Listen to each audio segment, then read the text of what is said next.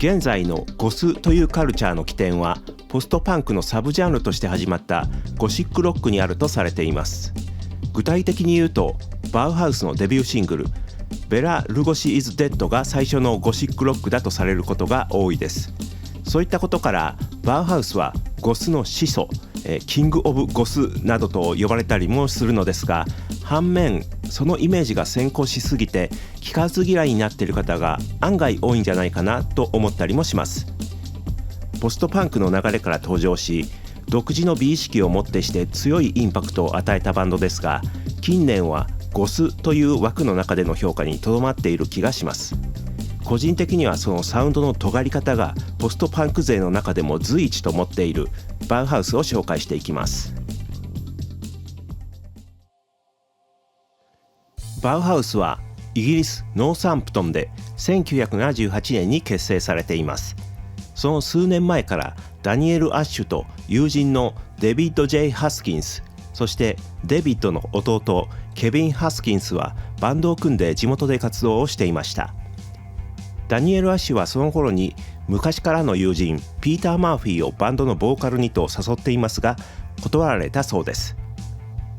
ダニエル・アッシュらのバンドザ・クレイズが1978年に解散した後、再びバンドを組みたいと考え、またもピーター・マーフィーに声をかけてみたところ、今度は OK がもらえて新バンド結成という運びになります。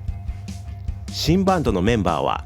ダニエル・アッシュギター、ピーター・マーフィーボーカル、ケビン・ハスキンスドラムス、クリス・バーバーベースというもので、ダニエル・アッシュは前のバンドでイニシアチブを取っていたデビッド・J には意図的に声をかけなかったそうです。しかしデビッドの弟ケビン・ハスキンスに説得され、数週間後にはベースがデビッド・J に交代したそうです。その際にデビッド・J が提案したバンド名がバウハウス1919というものでした。バウハウスとは1919年にドイツに設立された美術・建築に関する教育機関、学校ですね。バウハウスでのデザインというものは合理主義的、機能主義的と言われて、20世紀以降のモダンな製品デザインの基礎を作り上げたと言われています。しかし学校として存続していたのは1933年ナチスにより閉校させられるまでの14年間と非常に短いものでした。こういったところからバンド名を持ってくるのはいかにもアートスクールの学生らしいです。しかしこれを聞くと合理主義的でモダンなバウハウスとゴシック的なものって結びつかない気がしますね。ただウィキとかを見てみますと、1919年設立当初の教育内容は合理主義的なものとドイツ表現主義的なものが混合していたそうで、その混合した状態がバンドのコンセプトに合っているとデビッド・J は考えて、あえてバウハウス1919にしたのかもしれません。1979年1月、バンドが結成されて6週間経った頃、彼らは初めての録音を行います。ある時ダニエル・アッシュがデビッド・J に奇妙な感じのギターリフがあると話すと、デビッド・J は自分はドラキュラを演じた俳優ベラ・ルゴシについての歌詞を書いたといい、それと合うんじゃないかということで互いにすごくシナジーを感じたようです。彼らはデビッド・J の書いた歌詞とダニエル・アッシュのギターリフがあるだけの状態から即興で演奏し、特別なものができたと感じたようで、速攻で録音スタジオを予約して、そこでたったワンテイクで撮られたのが12インチシングルベラ・ルゴシーズ・デッドだということです。この曲のドラムケビン・ハスキンスはとりあえず習ったことのあるボサノバのパターンを叩いていて、ギターとスネアドラムにはダブ的なディレイのエフェクトが加えられています。元祖ゴシックロックと言われるこの曲に南米ブラジルのボサノバとジャマイカのレゲエをルーツに持つダブの要素があるのは面白いところです。まるで地下室、暗闇で鳴り響くような不穏なサウンド。ドラキュラ俳優の死をピーター・マーフィーが歌い上げ9分半にも及ぶこの曲。彼らは複数のレコード会社にテープを持ち込みますが、ことごとくリリースを断られます。そんな中インディーレーベルのスモールワンダーと契約することができて、1979年8月に12インチシングルとしてリリースされます。その際バンド名から1919を取り、単にバウハウスとなりました。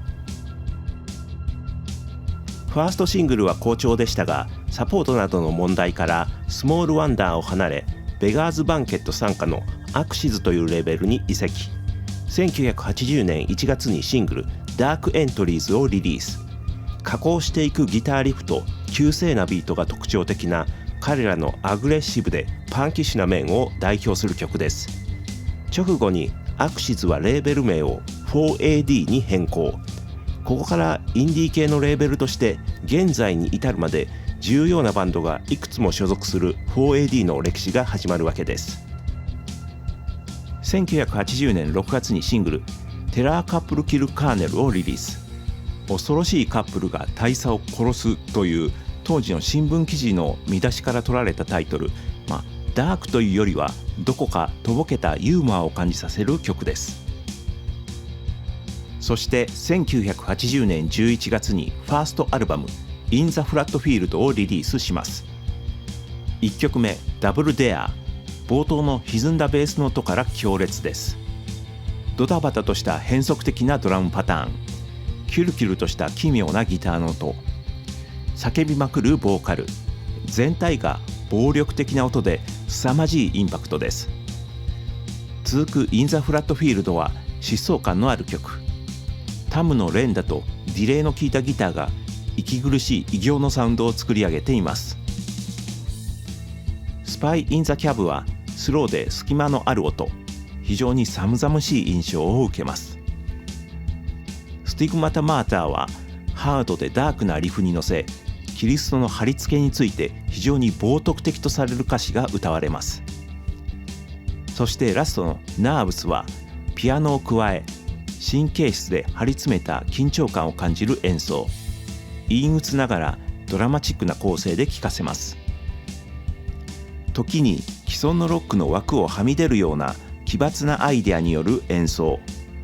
アルバムジャケットのような漆黒のイメージを連想させるモノクロームなサウンド、影響元として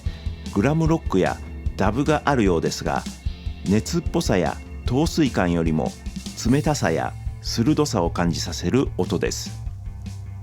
楽器演奏の技術は決して高くないですが、張り詰めた緊張感を感じる演奏がかっこいいです。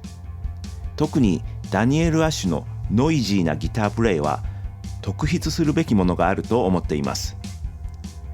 全体の音の印象、傾向は1970年代末のパブリックイメージリミテッド、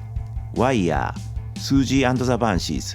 ジョイ・ディビジョンなど同時期のポストパンク勢と共通したものを持っていますが、バウハウスが特徴的なのはより演劇的なケレン味みたいなものを感じるところでしょうか。逆に口ずさめるようなポップさはほとんどなく、聴く人を選ぶ作品だとは思います。1980年12月、シングルテレグラムサムをリリース。これは T-Rex のカバーですが、原曲よりかなりテンポを上げて、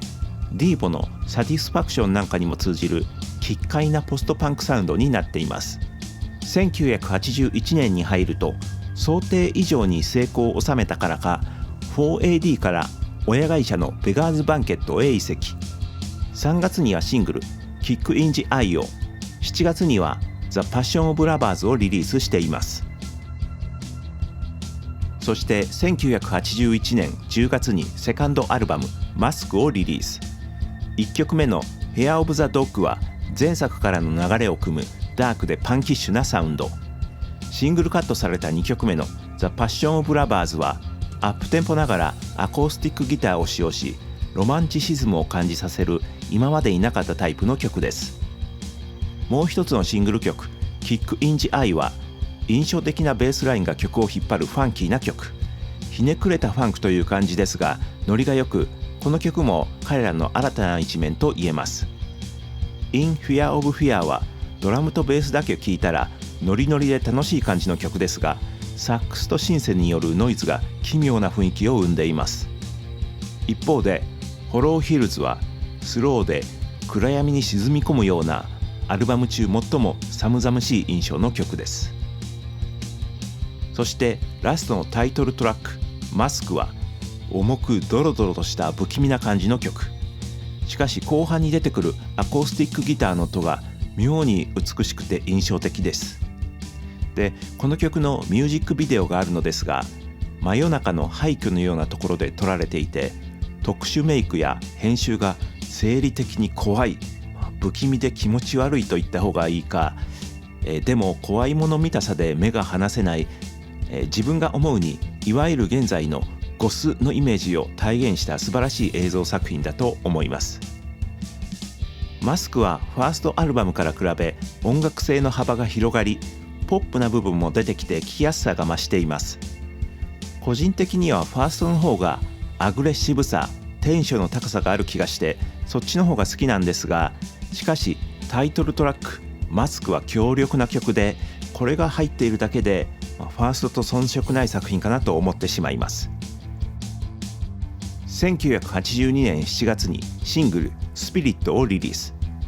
ヒュー・ジョーンズをプロデューサーに迎え録音されました。彼らの作品としてはかなりライトでポップな仕上がりですが、少し曰く付きの作品となってしまいました。1982年10月にサードアルバム「The Sky's Gone Out」をリリース。1曲目「サードアンクル」はブライアン・イーノのカバー。延々と2コードを反復するだけですけど、ノリがよくかっこいいです。続く2曲目「サイレント・ヘッジズ」はアコースティックギターのアルペジオから始まり、途中から歪んだベースのリフが絡んでくる彼ららしいダークな感じの曲。シングル曲だった「スピリット」は大幅にアレンジを変えて再録音されています。ポップなシングルバージョンにメンバーは不満だったようで、何か儀式を思わせるような壮大なイメージになっています。アナログ版でいう B 面1曲目から3曲目は The Three Shadows というタイトルで組曲のような感じになっています。パート1は陰鬱な感じのインスト、パート2は3拍子の古めかしい雰囲気の曲、パート3はテンポアップしますがピアノメインの短い曲です。次に収録されているのが All We Ever Wanted Was Everything でアコースティックなバラードと言っていいと思います。メロディーもサウンドも本当に美しく、個人的にバウハウスの中で1、2を争うほど好きな曲です。途中からノイジーなギターが遠くで鳴っている感じで入ってくるんですが、それがベルベットアンダーグラウンドとシューゲーザーの間に位置する感じがして、そういった意味でも自分好みの大好きな曲です。ラストはエクスキジットコープスという複数の曲をつなげた、こちらも組曲のような曲。しかしトラックは分かれておらず1曲扱いです。5つくらいのパートに分かれていて、ダークな展開の後急に陽気なレゲエが始まったり、かなり実験的な曲です。このアルバムは事前に曲は作らず、スタジオに入ってから作られた曲で締められているようで、以前のようなバンドサウンドとはちょっと違って実験的な面が強いです。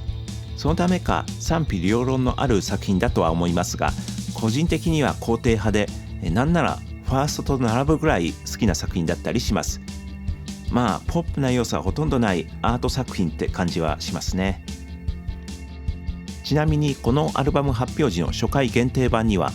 プレスジエジェクト&ギブミーザテープというライブ版がボーナスディスクとして付属していました。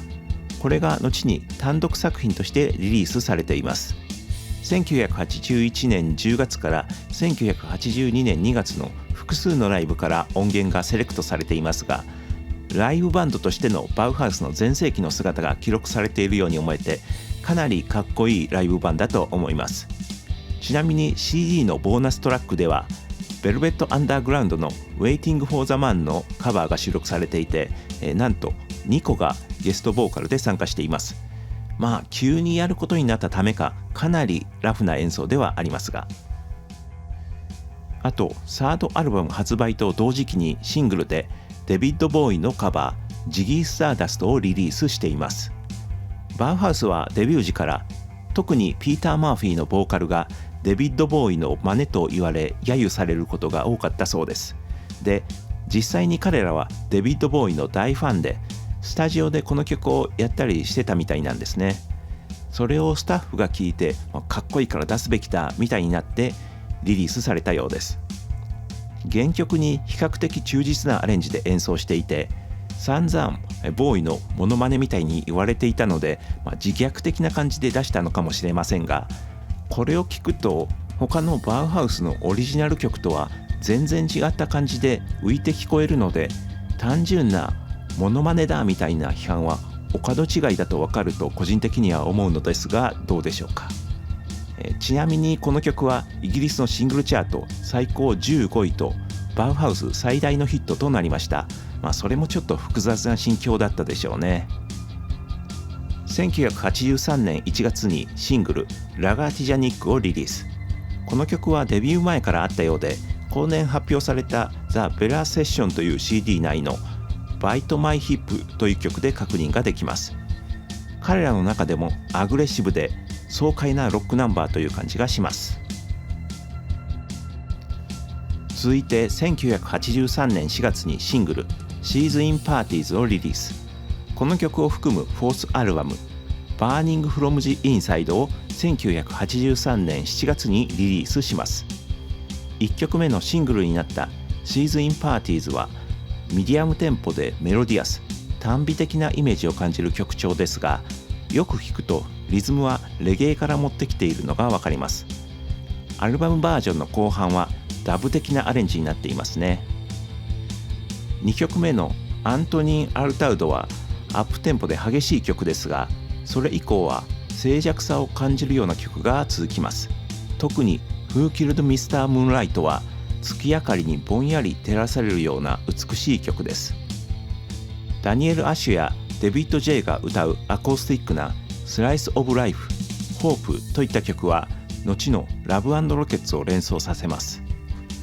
そんな中、9分にも及ぶタイトル曲 Burning from the Inside はおどろおどろしいハードな曲。しかしどことなく緊張感に欠けている気がします。このアルバムの制作前、ピーター・マーフィーは肺炎になってしまいますが、レコーディングは予定通りのスケジュールでスタートします。復帰が予定より遅れてしまったため、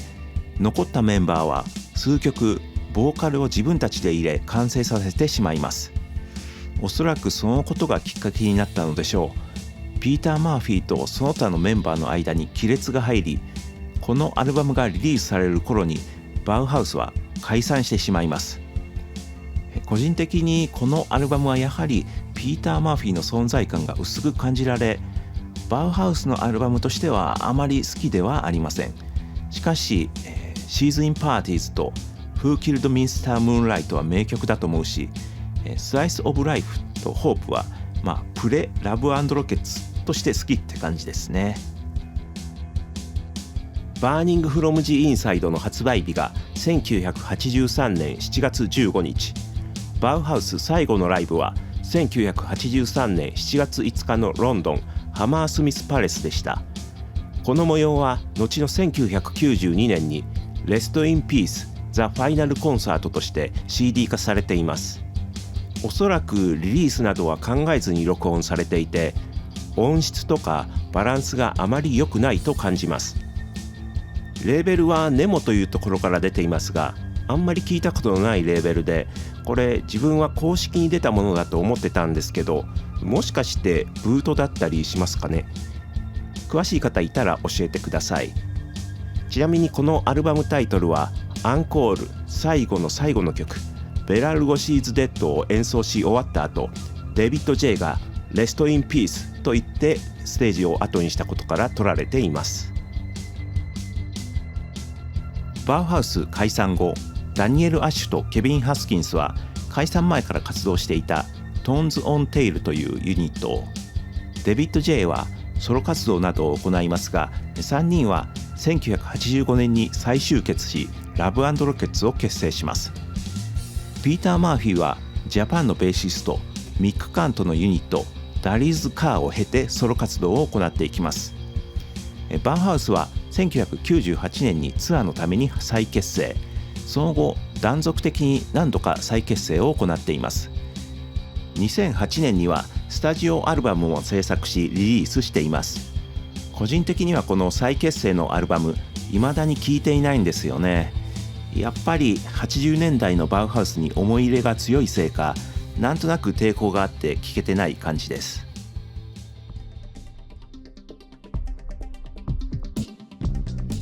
自分がバウハウスを初めて聴いたのは中2か中3の頃、1987年頃でしたね。同級生の友達のお兄さんにすごくマニアックな洋楽、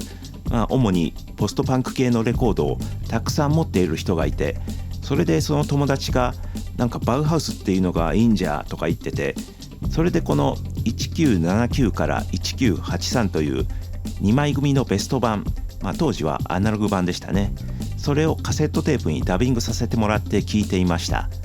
で、最初の印象はザ・キュアやスージー&ザ・バンシーズよりもっと激しくて過激なバンドというイメージでした。